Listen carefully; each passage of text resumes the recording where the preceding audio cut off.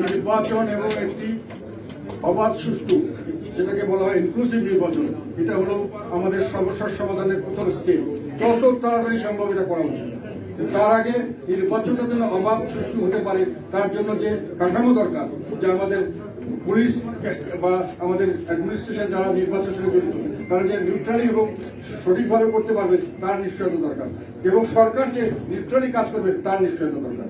আমরা নির্বাচন চাই যত তাড়াতাড়ি সম্ভব। ডিসেম্বর বলেছে, ডিসেম্বরের হলেও আমাদের কোনো আপত্তি নেই, আগে হলেও আপত্তি নেই, কিন্তু আমাদের দরকার তার আগে এই কতগুলি বিষয়ে আমাদের মীমাংসাও দরকার, যে নির্বাচনের সময় পুলিশ সঠিকভাবে কাজ করতে পারবে কিনা, নির্বাচনের আগে আমরা প্রচারণা সঠিকভাবে করতে পারবো কিনা, নির্বাচনের সময় ডিসিএসপিরা আমাদের সমানভাবে দেখবেন কিনা, লেভেল প্লেইং ফিল্ড হবে কিনা, আর বর্তমান সরকার তার দলকে নিয়ে নির্বাচনের সময় কি অবস্থান নেবেন, তারা কি পদক্ষেপ নেবেন, এগুলোর ব্যাপারে খোলাসা বৃত্তান্ত আমাদের দরকার। না হলে আমরা সেই নির্বাচন তো করে লাভ নাই। একতরফা নির্বাচন করে দেশেরও লাভ হবে না, জনগণের লাভ হবে না, আবার একটা গন্ডগোল হবে, আবার দেশের হতাশার মধ্যে। তার আগে এগুলো সমাধান আমরা চাই। সব দলের অংশগ্রহণ বলতে আপনি কোন দল, যেখানে আওয়ামী লীগকে তারা নির্বাচন অনেক নিতে চাচ্ছে না এবং তাদের বিচার হওয়ার আগ পর্যন্ত নির্বাচনে যেতে পারবে না, সেটা এটা একটা আমার কাছে মনে হয় এটা একটা অযৌক্তিক প্রশ্ন। বিচার তাদের করার জন্য কেউ বাধা দিচ্ছে না।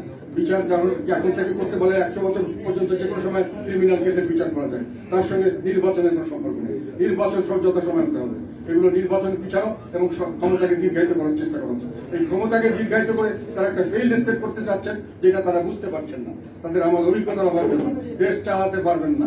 6 মাস পরে এই দেশ যদি আমরা ছেড়েও দিই, তাদের হাতে চালাতে পারবেন না। এই দেশের অবস্থা ছিল না।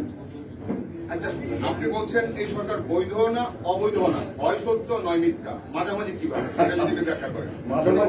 মাঝামাঝি হয়ে গেছে, এখন সবাই আমরা সেভাবে মেনে নিয়েছি। বৈধ সরকার তো নির্বাচিত সরকারই বৈধ হয়। এখন নির্বাচিত হয়নি, কিন্তু আবার হাইকোর্টে একটা ডক্টরেট অফ নেসেসিটিতে তাকে এই সময় ওনারা কাজ করার জন্য পারমিশন দিয়েছে, আমরা এগ্রি করেছি, সেই জন্য বৈধ। আর স্বাভাবিকভাবে ওনারা যেটাই করবেন এটা পরবর্তীকালে পার্লামেন্টে, নির্বাচিত পার্লামেন্টে পাশ করাতে হবে। আমি মনে করি সংস্কার এখন কোনো প্রয়োজন নেই, সংস্কারের কোনো যৌক্তিকতা আছে বলে আমি মনে করি না। সামনের দিকে নির্বাচিত সরকার ছাড়া যে সংস্কার ওনারা করতে চাচ্ছেন 50% মানুষকে বাদ দিয়ে, তাহলে সেই সংস্কার কোনোদিনই কার্যকর হবে। এই সংস্কার যদি এখন আমি মনে করি এটা একটা বাহানা, নির্বাচন পিছানো, নির্বাচন পিছালে তারা যে কত বড় একটা গাতার মধ্যে পড়বে এটা আমাদের এখন বুঝতে পারছে না। সামনের দিকে মহা ধরনের সংকট আসবে, সেই পয়সা থাকবে না, বিদেশ থেকে টাকা জিনিসপত্র আসবে না, টাকা আসবে, আমরা চাল পর্যন্ত এখন আপনাদেরকে ইম্পোর্ট করতে হয়। আর তাহলে চালের পরে যে আপনার গ্যাস দিয়ে চাল রান্না করবেন, তেল দিবেন, নুন দেবেন, চাল সবকিছু আমাদেরকে মানুষ বাইরে থেকে কিনতে পারে, সেই টাকা থাকবে না। ওনারা কিসের উপরে এসব বলছেন আমি জানি না, অভিজ্ঞতার অভাবের জন্য বলছেন আমি মনে করি। আপনারা বলছেন যে আপনাদেরকে সুবিধাভোগী, ফেসিস্টের দূষণ ছিলেন, এরকম ট্যাগ লাগানোর চেষ্টা করা হচ্ছে, বিভিন্নভাবে অপপ্রচার চালানো হচ্ছে। কিন্তু আপনারা কি গত সরকারের সময় সব নির্বাচনে অংশগ্রহণ করেননি, তাদেরকে সহযোগিতা করেননি, যেখানে বিএনপি সহ অনেক রাজনৈতিক দল নির্বাচনে অংশগ্রহণ করেন? এটা ঠিক কথা নয়। 2014 সালে আমরা অনেকেই করিনি, আমাদের মধ্যে প্রায় 70% করিনি। যাই হোক, সেটা বড় কথা নয়। বিএনপি তখন স্থানীয় সরকার নির্বাচনগুলো করেছে, 2018 সালের নির্বাচনে সব দলই অংশগ্রহণ করেছে।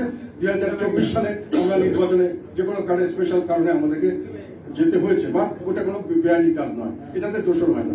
এটা আমি, আমার দল যদি সিদ্ধান্ত নেয় আমি নির্বাচন করবো, নির্বাচন করতে পারি, এটা আমার পার্টির কথা। আমি তো কোনো আইন ভঙ্গ করিনি, আমি কারোর লেখার কোনো ক্ষতি করিনি, এবং আমরা নির্বাচনের আগেও নির্বাচনের পরে সমানভাবে বর্তমান সরকারের আমরা সমালোচনা করেছি, এগুলো এখন পর্যন্ত রেকর্ড আছে।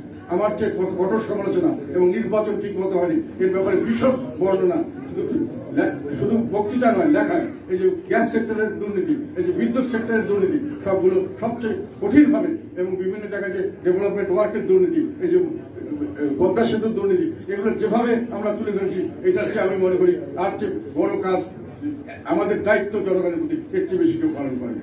ধন্যবাদ।